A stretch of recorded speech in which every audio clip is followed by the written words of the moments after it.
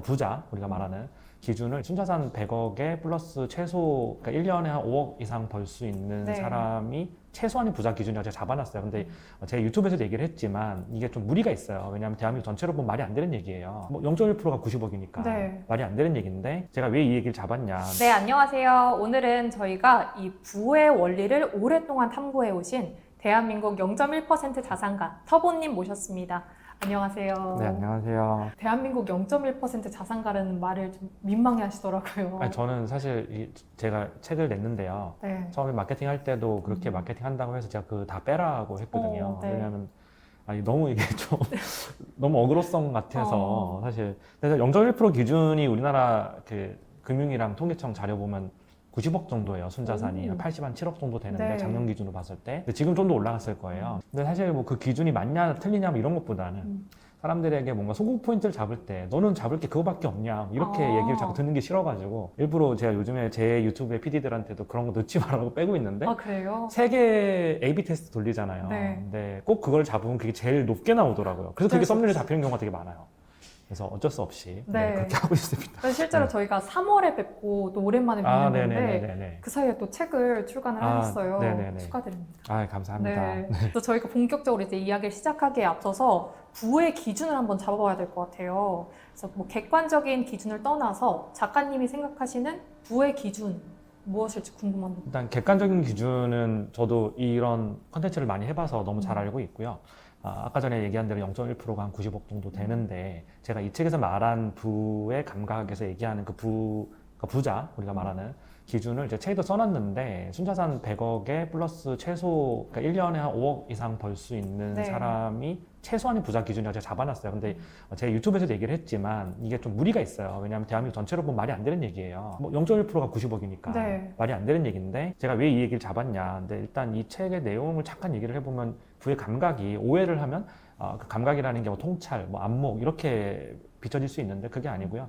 돈을 어느 정도 벌고 나면 또는 벌고 싶으면 그리고 어떻게 보면 사람들이 좀 이렇게 동경의 대상이라고 생각하는 그 부자층에 있는 사람들이 어떤 취향과 취미를 즐기고 그 취향이 돌아가는 그 프로세스에 대해서 좀 이야기를 좀 썼어요. 네. 그러다 보니까 그런 취향과 취미를 좀 즐길 수 있는 사람 군을 잡다 보니까 그 정도로 잡았고 그 잡은 기준이 또 이제 핵심지, 우리가 서울에서 보는 그 한강 벨트에 있는 핵심지 아파트에 사는 사람들 안에서 근데 이 정도는 있어야지 이 안에서는 좀 부자라고 불릴 수 있지 않느냐라는 그 기준으로 잡은 거고요. 네. 당연히 전국 단위로 보면 너무 높은 기준이긴 합니다. 근데 또 이제 주변에 많은 또 성공하신 분들이 있으실 텐데 궁금한 게 이게 부자도 다 다르잖아요. 과정이. 네네. 어떤 분들은 자수성가형으로 가난했는데 글을 읽어내신 분들도 있고 또 어떤 분들은 유복한 환경에서 자라셔서 또 노력을 하셔서 더 부자가 된 경우도 있는데 그런 분들의 좀 차이가 있을까요? 차이 있죠. 그러니까 성격적으로 보면 일단 전자 쪽이 좀 성격이 더 세고 이런 분들이 좀 많은 것 같고요.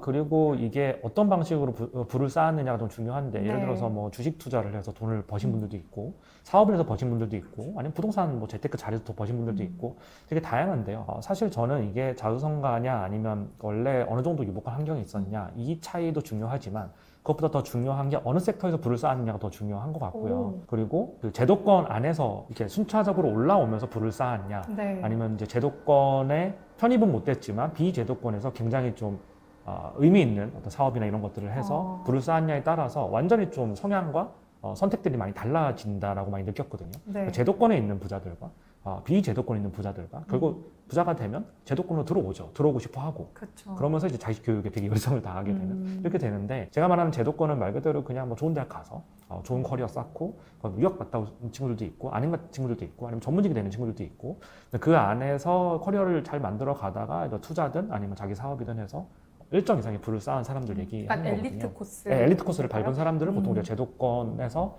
커리어를 쌓아서 부자가 된 사람들이다 이렇게 네. 많이 얘기를 하고요. 근데 비제도권, 그러니까 엘리트 코스는 가지 못했지만 예를 들어서 야놀자 이수진 의장 같은 분들 딱 비제도권에서 되게 크게 성공하신 분들이잖아요. 무신사 만든 조만호 의장도 그렇고 네. 근데 그런 분들이 되게 많아요 생각보다. 근데 비율로 보면 제도권이 훨씬 많죠. 근데 우리 눈에 띄는 거는 이런 분들이고 이런 분들의 스토리가 더 아름답고 맞아요. 드라마틱하기 때문에 더 언론이 많이 나오는데 부자의 비율 자체를 보면 전자가 더 많죠. 엘리트 코스를 밟아서 부자가 된 경우가 더 많죠. 그러면 그 두 분의 차이가 뭐가 있을까요? 어. 성격적인 것 말고도 뭔가 투자의 방법이라든지 부를 일궈나가는 방법이 다르다던가? 그게 사실 사람 바이 사람인데요. 음. 이 집단은 이렇고 이 집단이 이렇다라고 얘기하는 순간 굉장히 좀 일반화의 오류에 빠져서 네. 사람 바이 사람이고 제도권이든 비제도권이든 재테크에 관심 있는 부자도 있고 없는 부자도 있고 되게 다양한데 근데 성향적으로 봤을 때 그런 거 있는 것 같아요. 제도권에서 엘리트 코스를 밟으면서 부자가 된 사람들이 조금 더 제가 이제 책에서 얘기한 이런 감각, 뭐 예를 들어 문화예술이라든가 네. 이런 거에 좀 더 관심 많고 또 우리가 흔히 말하는 이제 부자들이 좀 즐기는 취미들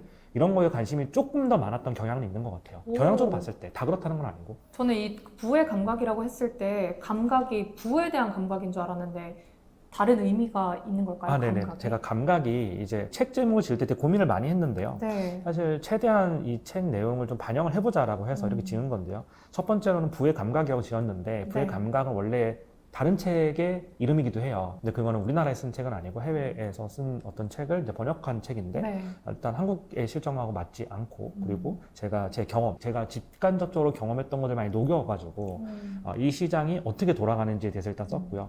이 얘기 하기 전에 감각이라는 걸 잡고 싶었는데 첫 번째로는 감각이라고 하면 뭐 청각, 촉각, 뭐 시각 이런 것들이 있잖아요. 그렇죠. 근데 그게 감각 그 자체잖아요. 미술은 시각 예술일 거고요. 와인은 뭐 이제 후각하고 미각 에 대한 예술은 아니지만 어떤 그런 취미일 거고 슈퍼카라든가 레이싱이라든가 이런 것들은 공감각, 그러니까 청각 다 자극하는 거잖아요. 그러니까 감각 그 자체가 우리에게 주는 의미가 뭐고 우리는 그걸 어떻게 받아들이고 어떻게 느끼는가에 대해서 하나 쓰고 싶었고요. 근데 사실은 이걸 좀 깊게 쓰려면 철학 소득이 돼버려요. 네. 인지를 우리가 어떻게 하는가에 대한 어떤 그런 논증을 해나가야 되기 때문에 그래서 그렇게 쓰면 또 책이 너무 안 팔릴 거 아니에요. 네. 그거는 살짝 이제 맛보기만 좀 썼고 그리고 실제 우리가 즐기는 뭐 와인, 미술, 뭐 슈퍼카, 뭐 골프도 있을 거고 뭐 부동산, 뭐 공간 확장이랑 욕망 이런 얘기들을 대한민국에서 그 실제로 즐기는 분들이 어떤 분들이고 어떤 성향의 사람들이 있고 그 사람들이 그걸 어떤 방식으로 즐겨 나가는지 이것도 좀 쓰고 싶었고요. 네. 또 하나는 사회적으로 이게 어떤 의미가 있는지 사회학적으로 이게 어떤 의미를 가지고 사회적 지휘자로서 역할도 할 수도 있고요. 아니면 그걸 즐기는 사람들 또는 이런 어떤 취미를 둘러싼 또는 어떤 욕망을 둘러싼 양가적인 감정들 이런 것들을 좀 다루고 싶어서 이렇게 썼습니다. 제가 부에 대해서 좀 찾아보니까 이런 얘기가 있더라고요. 사람은 돈만으로 자신의 사회적 위치를 표현하는 게 아니라 무엇을 좋아하는지 또 무엇을 알고 좋아하는가를 통해서도 자신을 표현한다. 구별한다. 이렇게 얘기를 하더라고요. 그래서 네네네. 실제로 뭐 드라마나 영화 같은 데 보면 부잣집을 묘사하는 게 항상 그 와인 컬렉션과 그리고 아트 컬렉팅 이렇게 미술 작품도 굉장히 많고 그런데 실제로 이제 작가님 유튜브를 보면 와인 또 뭐 자동차 이런 아트에도 관심이 굉장히 많으시잖아요. 네. 그래서 궁금해졌어요. 뭔가 이 부자들은 왜 이런 취미를 향유하는 걸까? 이런 게 궁금해졌습니다. 제가 이 책에 쓴 내용 중에 그 양가성이라는 앰비밸런스인데 영어로 양가성이라는 이제 단어를 가지고 부자들의 그 심리를 깨뚫을 수 있지 않을까라는 생각을 좀 했는데요. 양가성이라는 말이 예전에 그 영국이 인도를 지배했었잖아요. 네. 근데 인도의 식민지사를 연구하다 보니까 그 식민지 하에서 살았던 사람들, 뭐 지식인들 포함해서 그 사람들이 남겨놓은 기록들 다 분석을 해보니까 네. 양가적인 감정을 가지고 있었더라 해서 이제 그런 어떤 사회과학적 용어로 이렇게 많이 쓰는데요. 양가성의 아주 극단적인 사례를 좀 보면 예를 들어서 일본이 한국을 36년 동안 지배를 했었잖아요. 네. 그때 일본의 지배 하에서 살았던 조선의 지식인들은 어떤 감정을 가지고 있었을까 생각을 해보면 그 당시를 살았던 지식인들은 전 되게 양가적인 감정을 가지고 있었다고 생각을 해요. 그래서 실제 그 논문들도 많아요. 예를 들어서 일본에 정말 동화되고 싶었던 마음도 있었고 대한민국이 차별받는 게 싫었던 그 마음도 같이 존재했던 거예요. 왜 일본에 왜 동화되고 싶었을까? 이거는 또 그 역사적 맥락을 또 알아야 되는데 네. 말 그대로 그냥 일본이 아시아를 대도하 공양권이 그거잖아요. 일본이 아시아를 대표하고 일본이 아시아를 대표해 서양과 싸우고 하는 그 진짜 그 이데올로기에 감안했던 사람들이 있어요. 일본이 눈부신 발전을 했었잖아요. 우리가 되게 대국이라고 봤던 청나라도 40년 만에 패배시켰잖아요. 그러고 나서 근대화를 굉장히 성공적으로 이끌었었는데 근데 그거를 조선의 지식인들이 보면서 조선도 저렇게 될 수 없을까? 일본하고 우리랑 다른 점은 뭘까? 우리는 일본처럼 가야 된다 라고 생각했던 지식인들이 실제로 많았어요. 근데 그 지식인들이 지금 보면 친일의 잣대로 친일파라고 할 수 있지만 그 안에서 적극적 친일을 했던 사람들도 있고 소극적 친일을 했던 사람들도 있고 친일파라고 하는 좀 애매한데 어쨌든 그런 사상에 정말로 동조가 돼서 그 조선이 개조돼야 된다라고 얘기했던 사람들도 있었어요. 근데 그런 생각을 하면서도 조선인들이 차별받는 건 또 울분을 토하고 이런 어떤 복합적인 감정들이 있는 거거든요, 사람에게는. 네. 저는 그게 동일화의 욕망과 타자화의 욕망이라고 생각을 하는데, 동일화의 욕망은 뭐냐면 한 집단 또는 어떤 내가 추구하고자 하는 어떤 동일자의 네. 어떤 그 욕망 안에 나도 같이 들어가고 싶어하는 게 동일화의 욕망인데, 타자화는 말 그대로 나 외에 어떤 우리 집단 외에 다른 집단이나 다른 어떤 국적이나 이런 어떤 집단들을 좀 타자화한다, 네. 다르게 차별화한다, 타자화한다 이렇게 좀 많이 쓰거든요. 그래서 미술 컬렉팅이야말로 동일화와 타자화에 딱 들어맞는 취미라고 생각을 하는 게, 네. 컬렉팅을 할 때 굉장히 고상해 보이고 사람들이 이걸 통해서 문화예술적 어떤 감각이라든가 이런 거를 뽐내고 싶어 하고, 그런데 사실 컬렉팅을 하는 대다수의 부자들은 미술사랑 미학을 몰라요. 공부도 잘 안 해요, 사실은. 네. 그러니까 사회적 위치나 이런 것들을 드러내기 위해서 그렇게 좀 컬렉팅을 하는 경우도 많고, 진짜로 미술이 너무 좋아서 하는 분들도 있고, 아니면 투자 목적으로 하는 분들도 되게 다양한데, 욕망들이 다양하게 섞여 있는데, 어쨌든 저는 그게 티켓이라고 생각을 해요. 어떤 집단 안에 들어가는. 그러니까 예를 들어서 어느 정도 부를 쌓고 어느 정도 뭐가 됐을 때, 그때 그 어떤 비싼 티켓을 끊고 들어갔을 때 그 네. 세계로 진입하는 티켓이라고 생각을 하는데요. 티켓을 끊고 들어가는 것 자체가 이제 동일화의 욕망이거든요. 나도 이 정도 돼. 나도 문화에서 사랑하는 부자야. 나 돈만 있는 사람 아니야. 나 이런 것도 좋아해. 우리 집에 뭐 있어? 이유한 있어? 박서부 있어? 이런 거 하고 싶은 거거든요. 근데 이게 동일화의 욕망이라고 하면 또 이 동일화의 욕망을 실현함과 동시에 이 미술 컬렉팅 또는 문화예술을 사랑하지 않는, 문화예술을 잘 모르는 사람들을 약간 타자화하는 경향도 있거든. 너희들하고 달라라고 하는 거거든요. 사회적 지위제는 결국은. 네. 너희들하고 달라. 특정 집단을 얘기하는 게 아니에요. 나는 다른 사람이야라고 하는 거를 타자화를 하면서 또 나는 그러니까 이런 집단에 속하고 싶어하는 그 욕망, 그 동일화의 욕망을 같이 가지고 있는 거거든요. 그래서 미술 컬렉팅이야말로 그 양가성을 극명하게 보여주는 저는 취향의 영역이 아닐까라고 생각을 합니다. 그러면 부의 축적을 이뤘어도 이런 취미를 즐기지 못하는 분들도 계시지 않나요? 돈이 많아요, 일단. 네. 관심이 없는 분들도 있고 관심이 있는 분들도 있는데, 관심을 가지려고 하는 부자들은 되게 많죠. 이게 하나의 티켓이니까. 어떤 티켓일까요? 뭔가 공동체가 될 수 있는? 그것도 있고요. 또는 뭐 동일화의 욕망을 실현할 수 있는 티켓이기도 한데, 예를 들어서 내가 돈을 많이 벌었어요. 좋은 네. 아파트 이사를 갔어요. 그러면 우리 집에 예를 들어 누구나 다 알아보는 그림, 비싼 그림을 딱 걸어놨을 때 느끼는 어떤 효능감, 네. 그리고 아까 얘기했던 나 이런 사람이야라고 하는 거, 네. 타자와의 네. 욕망, 그런 것들도 있을 수 있고, 그리고 본인이 문화예술을 사랑하는 어떤 부자인 것처럼 이렇게 생각할 수도 있고, 실제 사랑할 수도 있지만 사랑하지 않더라도 나는 돈만 있는 사람이 아니야라고 하는 그 욕망을 실현하는 도구인데, 이게 굉장히 역사가 오래됐거든요. 사실 미술품 컬렉팅의 역사가 그 거슬러 올라가 보면 원래 네. 귀족, 왕족, 교회들만 하는 거였어요. 원래 미술품 컬렉팅이라는 게 15세기, 16세기를 지나게 되면서 네덜란드 상인들이 상업으로 불을 쌓게 되면서 자기가 이렇게 빛나는 불을 쌓은 이 과정을 그림으로 그려가지고 자기 집에 걸어놓기 시작해요. 귀족들의 취미를 그대로 가져온 거죠. 시장이 열리기 시작하는 게 딱 15세기, 16세기부터거든요. 네. 그때가 딱 부르주아지들이 서구에서 무역으로 불을 쌓고 상업으로 불을 쌓고 그러면서 부자가 됐던, 네. 그러면서 자기가 기존에 봤던 그 귀족들이 즐기던 고상함이라고 생각했던 그거를 자기 집안의 이야기로 가져와서 집에 걸어놓기 시작해요. 그래서 미술품 크기가 작아져요. 그때 미술품 크기가 엄청 컸었는데, 옛날엔 다 대부분이. 네. 그때부터 크기가 작아지기 시작한 미술품들은 이제 가정에 걸리기 시작해요. 그래서 우리가 그 도메스틱 사이즈라고 그러거든요. 아, 네. 네, 그렇게 부르는데, 그리고 이제 19세기 이후에 미술품 시장이 본격적으로 개화되기 시작하거든요. 개인들, 좀 네. 불을 쌓은 사람들이 이제 수집을 하기 시작하고, 그걸로 뭐 프라이빗 뮤지엄 같은 것도 만들고. 네. 19세기 언제냐? 프랑스 혁명 이후에예요. 프랑스 혁명을 통해서 귀족들이 많이 몰락했잖아요. 그 중에서 일부는 이제 자본가가 되고, 원래 귀족이 아니었던 사람들이 이제 큰 부를 쌓게 되고, 그 19세기 초반에서 중반으로 가는 프랑스랑 뭐 유럽의 모습이거든요. 그게. 네. 그렇게 되면서 그러니까 미술품 시장이 열리기 시작하는데, 근데 이 어떤 지루한 얘기를 왜 드리냐면, 미술품 수집하는 욕망 자체가 원래 귀족들이 하는 걸 내가 하고 싶어서, 내가 그들과 같이 문화예술을 즐기고 뭔가 고상한 사람이다, 네. 고풍스러운 사람이다라고 하는 거를 드러내기 위해서 했던 거예요, 원래. 그 역사, 그 맥락 자체가. 어. 근데 지금도 다르지 않다는 하는 거죠, 저는. 근데 그러면 이런 미술 컬렉팅 자체를 동일화, 타자화 이 두 가지 이유로 하게 되면 막상 행복하진 않을 것 같아요. 즐기기 어렵지 않을까요? 그러니까 그게 다양한 욕망들이 섞여 있어요. 아. 나 무조건 저 집단에 속하고 싶어. 아니면 난 너희들하고 달라. 이런 욕망만 가지고 하는 건 아니고요. 저도 미술품 컬렉팅을 오래 했었잖아요. 맞아요.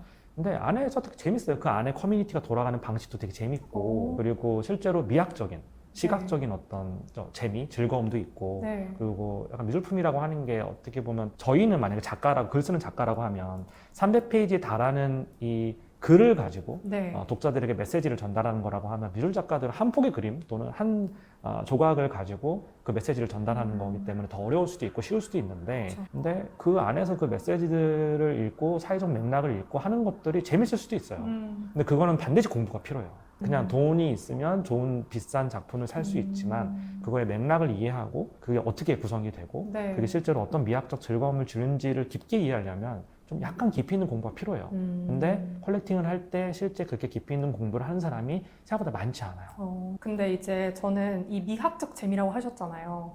그러면 미학적으로 이런 감각이 없는 사람이 부의 축적을 이룬 뒤에 동일화나 뭐 타자와의 마음으로 이제 들어가 봐야겠다. 나도 이제 이 세계를 이제 입문을 해봐야겠다라고 했을 때 바로 생기지 않잖아요. 시간이 필요하죠. 근데 그게 공부를 하면서 공부하고 또 하고. 전시도 많이 보고 저희가 이제 이런 감각들이 어떻게 경험적으로 생기는 거냐 아니면 타고난 거냐 이런 네. 이야기들을 사람들이 많이 하는데 타고난 감각은 사실 많이 없다고 생각해요. 예를 들어서 네. 우리가 와인을 먹으면 네. 타고나게 코가 예민한 애들이 있어요. 후각이. 근데 그런 건 타고나는 거죠 사실. 그리고 어렸을 때 부모님이 굉장히 좋은 어떤 그런 미학적 환경 노출을 많이 시켜줘서 색채 감각이 좀 뛰어난 친구들이 있어요. 확실히 화가들 중에서 그런 분들이 있거든요. 네. 근데 우리가 그런 얘기를 되게 많이 해요. 그림을 볼 때 드로잉은 이성적으로 계산해서 그리는 거잖아요. 네. 드로잉은 연습하고 경험하고 훈련 받으면 많이 느는데 색채 감각은 답이 없다. 어떤 화가의 그림을 봤는데 색채 감각이 촌스러워. 영원히 고쳐지지 않는다라고 얘기를 많이 해요. 그런 화가는 가능성이 좀 적다. 잘 될 가능성. 실제 컬렉터스에서 그런 얘기 많이 하는데 색채가 훨씬 더 감성적인 영역이기도 하고 드로잉이 좀 더 이성적인 영역이기도 하고 근데 색채는 약간 타고나는 부분도 있는 것 같고 어릴 때 많이 형성이 되는 것 같아요. 색채에 대한 어떤 반응 이런 것도 그 감각이거든요. 그건 진짜로. 근데 저는 그런 미술들이 개인 취향이 좀 갈릴 거라고 생각했는데 누구나 명작이라고 보는 건 다 명작으로 보잖아요. 네네 그렇죠. 근데 그건 고전 미술 얘기고 아, 현대 미술로 그래요? 넘어오면 취향이 많이 갈리죠. 아. 네, 고전 미술에는 추상화 이런 게 없었잖아요. 그리고 이미 역사적으로 검증이 끝났잖아요.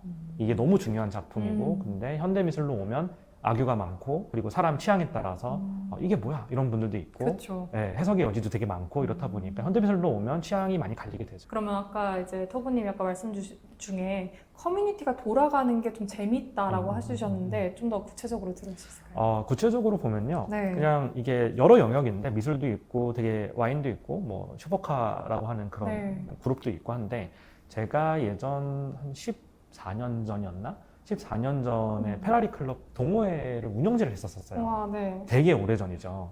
우연히 하게 됐는데 그 안에서 다양한 인간 욕망과 군상들을 보면서 그 내용을 여기다 책에다 써놨어요. 네. 그때 궁금해요. 느꼈던 네. 것들을 저는 일기를 거의 매일 쓰거든요. 지금도 일주일에 한 3일 정도 일기를 쓰는데 네. 전 주식을 하면서는 주식 일기를 매일 쓰고요. 개인 일기는 한 3일 정도 써요. 근데 그때 일기 들춰보면서 이제 그걸 썼는데 네. 그냥 그 안에서 뭐 우리가 보통 슈퍼카, 뭐 동호회다. 지금은 어떻게 돌아가는지 모르겠지만 저는 똑같을 거라고 생각을 하지만 인간의 욕망들이 되게 많을 거 아니에요. 그 안에 욕망들이 막 큰 사람들이 아무래도 과시하고 싶고 허세를 좀 부리고 싶고 이런 분들도 있을 거고 네. 차를 정말 좋아하는 분들도 있을 네. 거고 되게 다양한 분들이 모이는데 아무래도 동호회는 좀 전자 쪽에 있는 그러니까 좀 더 이렇게 과시의 욕망을 가진 사람들이 네. 좀 더 많이 모이다 보니까 그 안에서 되게 뭐 정치적인 일들이라든가 그리고 정말 지금 생각해보면 너무 유치하게 짝이 없는 것에 목숨을 걸고 서로 싸웠던 막 그런 일들을 약간 좀 이렇게 재밌게 써놨어요. 네, 그래서 그리고 그 안에서도 사기 사건도 되게 많고 돈이 모이는 곳은 다 사기 사건이 있거든요. 미술판도 사기 사건이 너무 많아요. 미술도 그렇고 부동산도 그렇고 슈퍼카 쪽, 자동차 쪽도 그렇고 항상 사기 사건이 끊이질 않아요.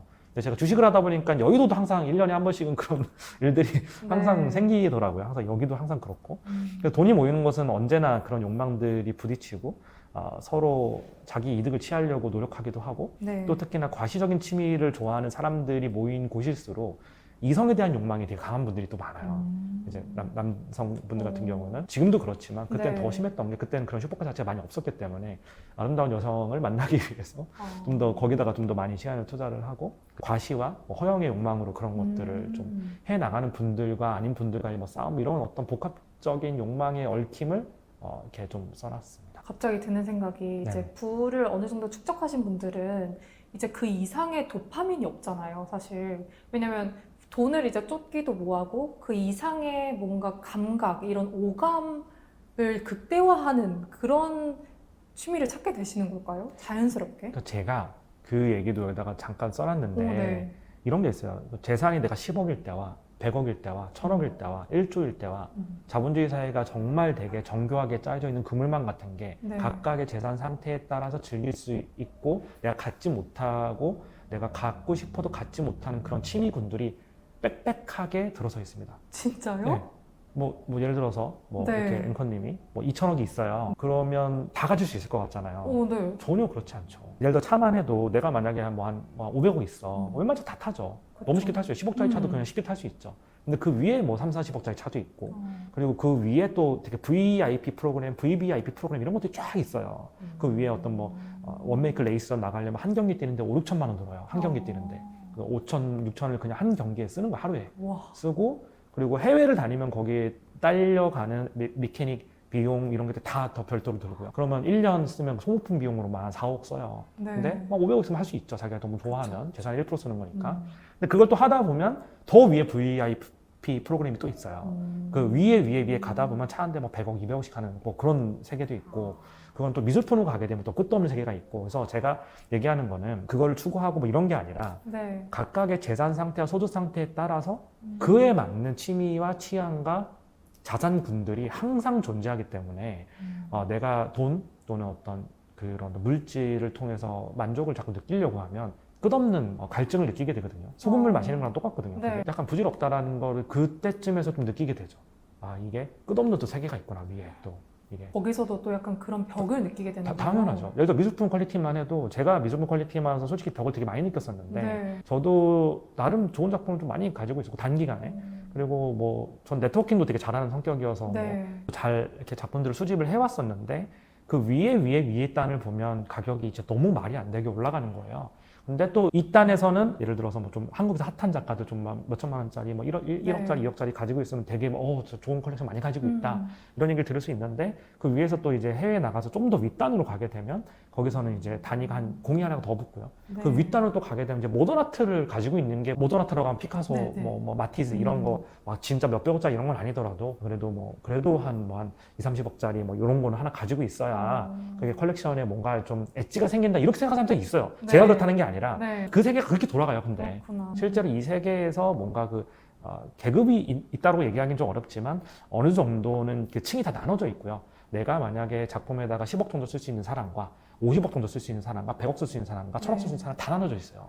그리고 그 층은 서로 가끔 만나기도 하지만 잘 섞이지 않아요. 그리고 대우하는 것도 다 다르고요. 네. 왜 대우라는 게 갤러리 대우를 얘기하는 게 아니에요. 어떤 미술관에서 내가 도네이션을 되게 많이 하고 이런 사람도 있잖아요. 어쨌든 그렇게 퀄리티 하시는 분들이 되게 다양한데 제가 하고자 하는 말이 요지는 결국 이 단에 가도 끝없는 또 이게 보이니까 결국은 이게 소금물을 마시는 것과 같구나라는 생각을 되게 많이 했어요. 전 미술 퀄리팅을 하면서. 네. 예를 들어서 50만 불짜리 작품을 받기 위해서 막 노력하고 하고 했다가 받았을 때 너무 기뻤는데 결국 이게 계속 쳇바퀴 도는 계속해서 더 위에 가는 그렇게 갈 수밖에 없구나라는 생각을 되게 많이 했었거든요. 제가 책에 나온 그 인터뷰한 친구가 있는데 한스라는 네. 전업투자자 친구인데 그 친구도 미술품 컬렉팅을 되게 빡세게 했었어요. 한때. 네. 저랑 그래서 되게 많이 친해졌거든요.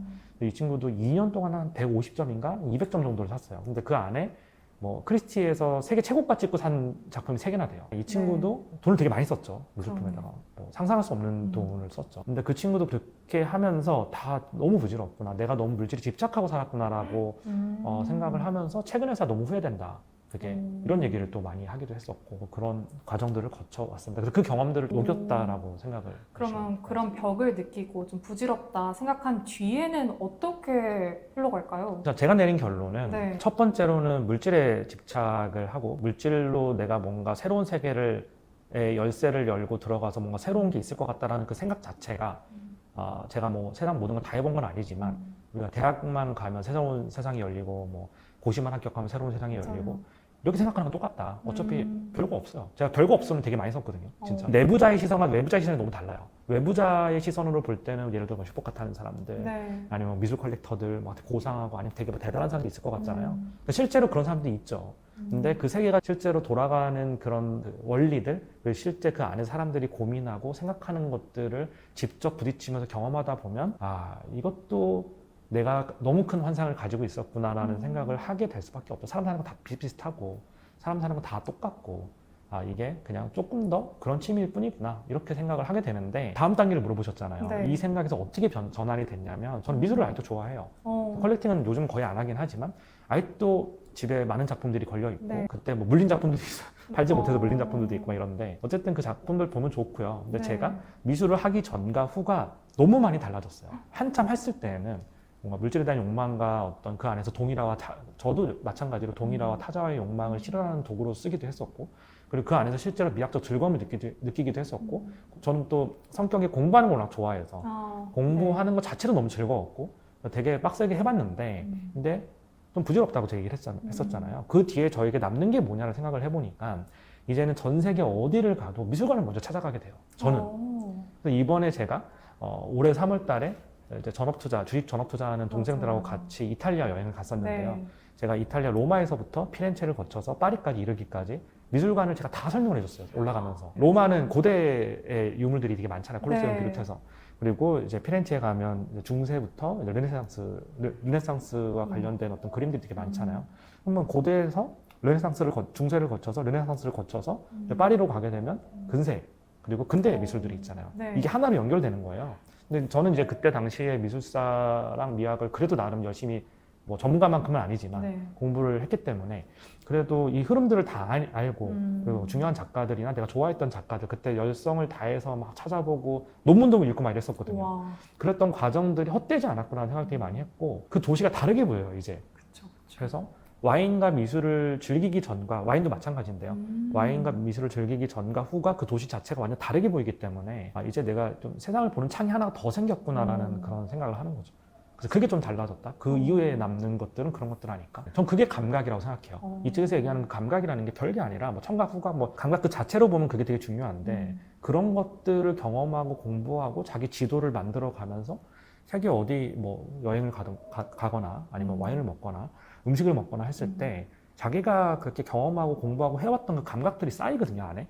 그게 안목이라고 표현할 수도 있고 아니면 그게 어떤 문화적 소양이라고 표현할 수도 있고 네. 교양이라고 표현할 수도 있고 한데 어쨌든 그런 감각을 갖춘 후와 전이 같은 도시를 봐도 너무 다르게 보인다라고 하는 거죠. 그럼 지금 이 시간에도 사실 이런 감성을 채우고 싶은 그런 입문자분들이 계시잖아요. 그럼 그런 분들도 미술 아트 컬렉팅도 수없이 해보고 하면서 그 감정의 변화를 겪어야지만 결국 이 깨달음의 경지에 도달할 수 있는 걸까요? 아니에요. 그렇다고 생각을 안 하고요. 미술을 즐기는 방식이 컬렉팅이 될 필요가 전혀 없어요. 비싼 작품을 산다고 미술품을 즐기는 게 아니에요. 네. 근데 진짜 미술만큼 민주적인 취미가 있나라는 생각이 들어요, 저는. 미술관 너무 싸잖아요. 10,000원이면 그렇죠. 입장료 내고 들어갈 수 있잖아요. 네. 얼마든지 그거 관련된 아티클이나 뭐 작가에 대한 이야기나 미술사에 대한 이야기는 얼마든지 찾아보면 다 나오는 내용들이고 와인은 조금 차별적인 취미인 것 같긴 해요. 와인은 좀 돈을 쓰지 않으면 어느 정도 이상의 그 인사이트라고 하나요? 그러니까 안목이 생기기 힘들어요. 솔직히 제가 볼 때는. 와인은 3, 4만 원짜리 먹어서는 안목이 생기기 힘들어요. 솔직히. 이런 얘기하면 좀 욕먹을 수도 있는데 네. 되게 비민주적인 취미예요. 미술은 되게 민주적인 취미예요. 컬렉팅은 되게 비민주적인 취미고 돈 많은 사람이 압도적으로 유리하죠. 컬렉팅 당연히. 근데 미술 자체를 즐기는 거는 되게 민주적이에요. 이거는. 돈이 없어도 누구나 즐길 수 있어요. 자기가 의지만 있고 정말 좋아한다면. 네. 근데 와인은 돈이 없으면 즐기기 솔직히 쉽지 않아요. 왜냐면 비싼 와인들이라고 하는 것들 꼭 네. 비싼 거 먹는다고 맛있는 건 아닌데 그렇죠. 근데 우리가 그래도 그 경험의 폭을 넓히려면 왜 사람들이 이걸 좋다고 하고 왜 이런 와인들이 좋은지를 알려면 그런 와인들을 먹어야 돼요.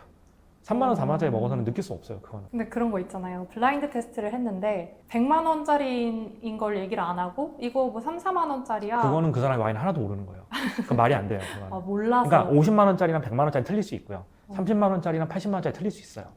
300만 원짜리랑 50만 원짜리 틀릴 수 있어요. 그러니까 일정 이상 금액이 넘어가면 그 퍼포먼스 자체가 너무 훌륭해서 300, 400이 아니라 희소성이나 이런 것 때문에 그렇게 되는 경우가 많고 네. 또 우리가 보통 얘기하는 초고가 와인들은 미국 와인은 거의 없고요. 그런 와인들은 미국 있어봤자 스크리밍 이글이나 이런 애들이 되게 비싼데 그 안에서 제일 비싼 게 한 4, 500만 원 정도 할 거고 근데 브리고니 피노누아르 가게 되면 가격이 막 1,000만 원 단위로 뛰거든요. 진짜 좋은 생산자들 네. 같은 경우는. 그래서 어쨌든 제가 뭐 말하고자 하는 요지는 와인 네. 얘기하려고 했던 건 아니고 3만 원짜리랑 100만 원짜리 그걸 못하는 거는 그 사람이 와인을 먹는 사람이 아닌 거예요.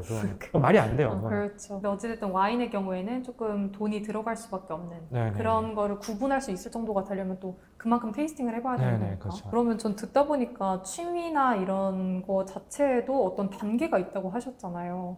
그래서 전 이런 게 궁금했거든요. 뭔가 성공한 사람들이 그 이후에 살아갈 동력을 어디에서 얻을까? 어떻게 이렇게 열심히 또 사실까? 단편적으로 보면 그런 취미에도 또 단계가 있다고 하시니까 그 다음으로 나아가기 위한 동력으로 또 쓰시려나? 이것도 사람 바이 사람인데 네. 어떤 분들은 뭐 사업에서 엑시트 해가지고 아무것도 안 하고 그냥 돈만 쓰면서 사시는 분들도 있고 어떤 네. 분들은 이제 심심하잖아요. 그리고 자기가 목표를 잃어버렸을 때 오는 공허감이 엄청 크거든요. 돈이 아무리 많아도 그건 공허감이 클 수밖에 없어요.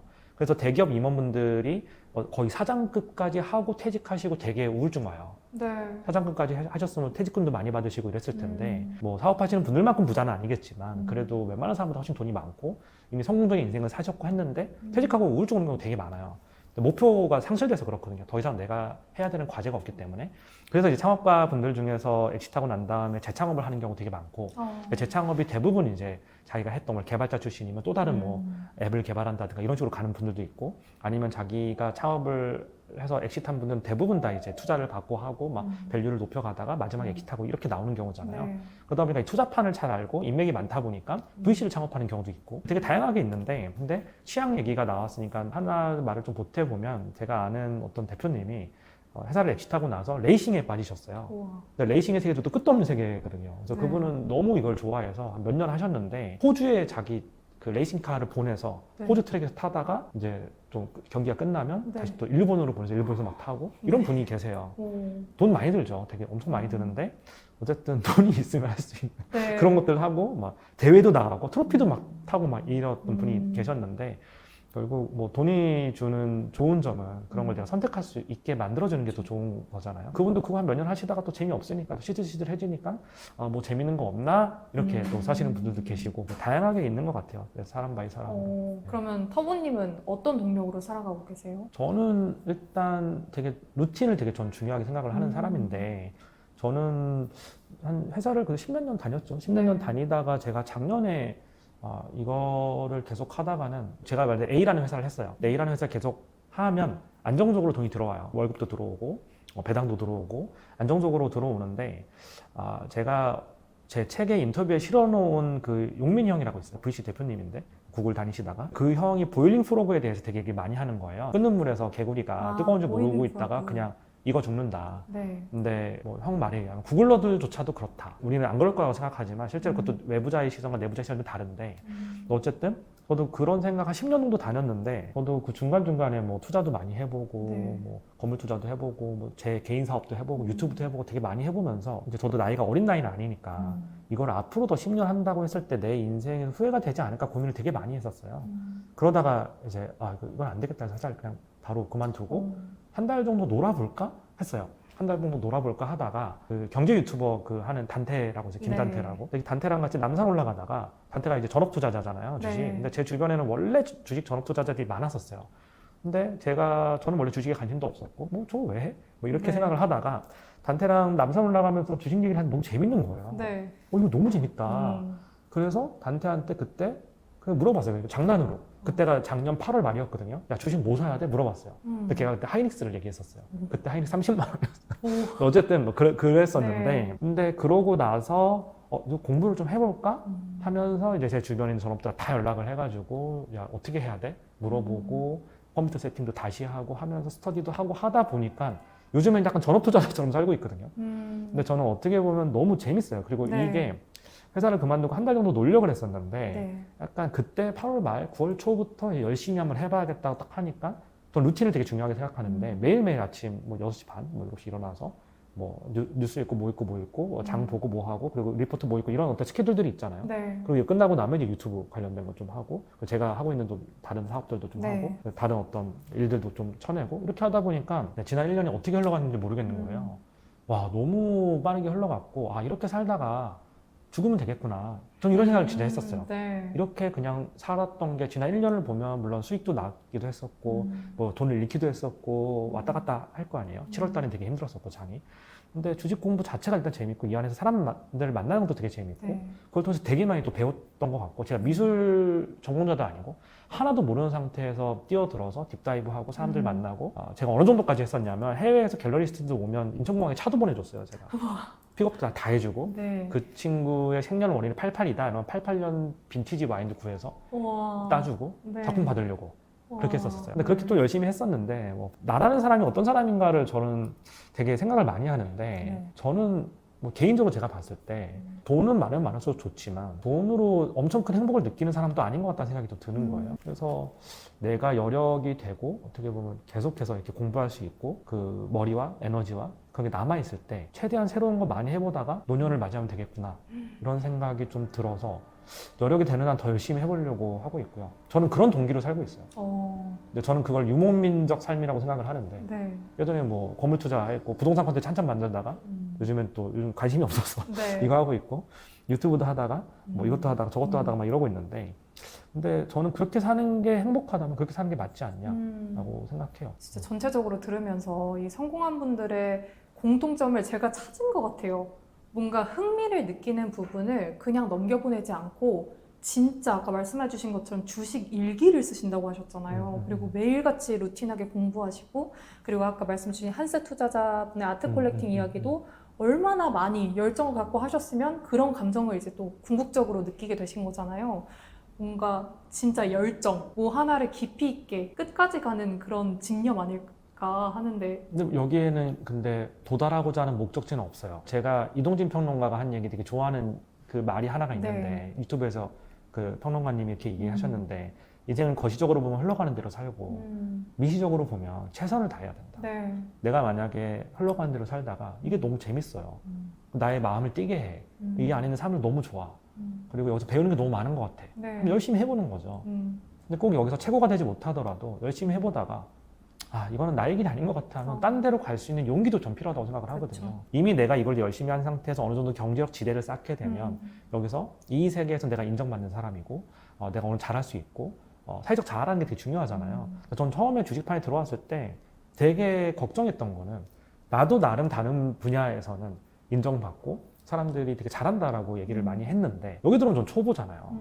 그러면 나보다 한참 어린 친구들보다 아무것도 모르는 상태에 시작을 해야 되니까 아 이거를 내가 과연 극복할 수 있을까? 이런 생각도 좀 많이 들었고 좀 두렵기도 했었고 근데 어쨌든 좋은 친구들과 지인들이 많아서 그 친구들이 많이 도와줘서 지금 뭐 제가 엄청 잘하는 건 아니지만 그래도 그 경력에 비해서는 좀 빨리 적응하긴 한 것 같아요. 네. 그러면 진짜 마지막으로 이 도서에서 하지 못한 이야기나 마지막 하고 싶은 이야기가 있으시면 부탁드립니다. 아, 사실 이제 책을 쓸 때 처음에는 모두가 다 그래요. 가장 쉬운 책은 블로그에 있는 글들, 뭐 투자 관련된 글들 긁어서 하면 뭐 그렇게 하면 좀 쉽게 쓸 수 있는데 저는 사실 일기처럼 썼어요, 이거를. 어떻게 보면 처음에는 제가 출판사랑도 이렇게 얘기하고 했을 때 공식이라는 게 있잖아요. 우리가 유튜브를 만들 때도 썸네일 어떻게 잡고 어떤 식으로 어그로 끌고 이런 공식들이 있잖아요. 네. 근데 그렇게 하게 되면 저의 개성이나 이런 게 하나도 묻어나지 않겠다는 생각이 들어서 그렇게 쓰진 않았고요. 저는 일단 책을 제가 문장이 완벽하지 않고 제가 원래 전업 작가도 아니고 제가 뭐 글을 엄청 잘 쓰는 사람은 아니지만 처음에는 편집자분이 이걸 다 만들려고 했었어요. 전부 다 고쳐서 무난한 둥글둥글한 문장으로 그렇죠. 다 고치셨는데 제가 그거를 2달 동안 다 갈아엎었어요. 다시.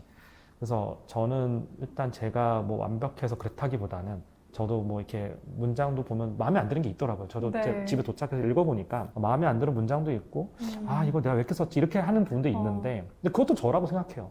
그래서 문장 자체가 작가의 호흡이 들어가야 자기 책인 거지 내 문장의 호흡이 내 어떤 개성이나 나의 어떤 단점이나 이런 것들이 안 들어가 있으면 그거는 그냥 찍어내는 콘텐츠에 불과하다고 생각을 해서 제가 제 문장으로 쓰려고 노력을 많이 했다. 네, 그래서 뭐 부족하더라도 뭐 그런 부분들은 조금 더 엣지가 있지 않나라고 네. 생각하고 있습니다. 실제로 그래서 그런지 읽히는 게 달라요. 그 느껴집니다. 아 진짜요? 다 읽어보셨어요? 읽어봤죠. 진짜 세상의 그런 감각을 다르게 해줄 수 있는, 다르게 해주실지는 모르겠지만 엿볼 수 있는, 진하게 네네네. 엿볼 수 있는 그런 네. 도서로 추천드리겠습니다. 오늘 귀한 시간 내주셔서 감사합니다. 네 감사합니다. 감사합니다.